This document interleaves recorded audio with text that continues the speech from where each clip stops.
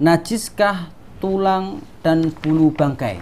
Ya, dalam kehidupan keseharian pasti kita pernah mendapati bangkai binatang, ya. Dan di sana kita mendapati tulang dan bulunya atau rambutnya. Apakah tulang dan bulu itu najis? Maka dalam masalah ini ulama ahlu fikih berbeda pendapat, ya. Pendapat pertama, ulama mengatakan bahwa tulang dan bulu atau rambut bangkai adalah najis. Ini masyhur atau terkenal di dalam madhab Syafi'i, ya. Di dalam kitab Matan Abu Syuja, Imam Abu Syuja mengatakan, wa admul maitati wa sya'ruha najisun illal adami. Tulang dan rambut bangkai adalah najis kecuali milik manusia. Itu yang diucapkan oleh Imam Abu Syuja.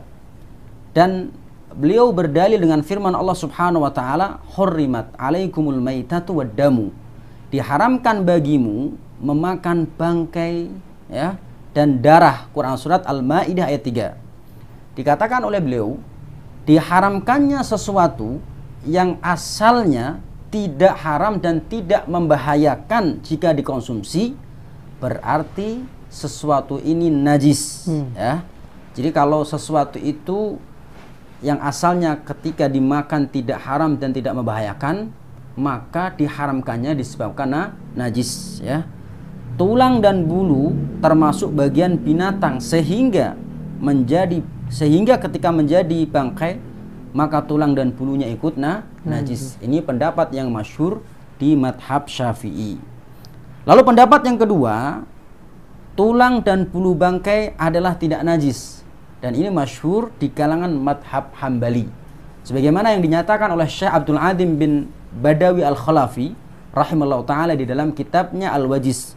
Beliau pernah mengatakan, tulang bangkai, tanduk, kuku, rambut, dan bulunya adalah suci, kembali kepada hukum asal, yaitu suci.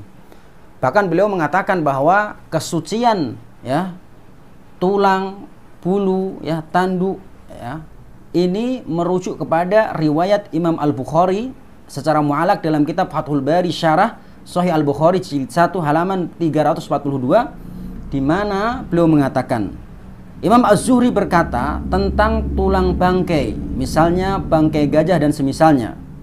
Beliau mengatakan, aku mendapati sejumlah ulama salaf, ulama-ulama terdahulu, memakai sisir yang terbuat dari tulang bangkai dan memakai minyak rambut yang tersimpan padanya, dan mereka menganggap tidak apa-apa.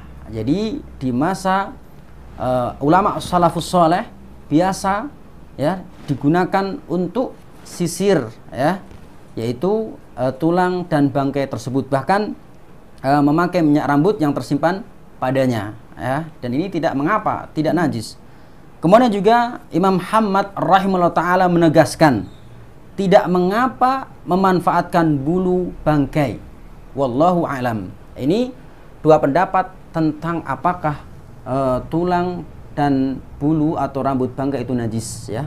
Di madhab Syafi'i najis, di madhab Hambali suci, yang tadi sudah sampaikan masing-masing argumennya, ya.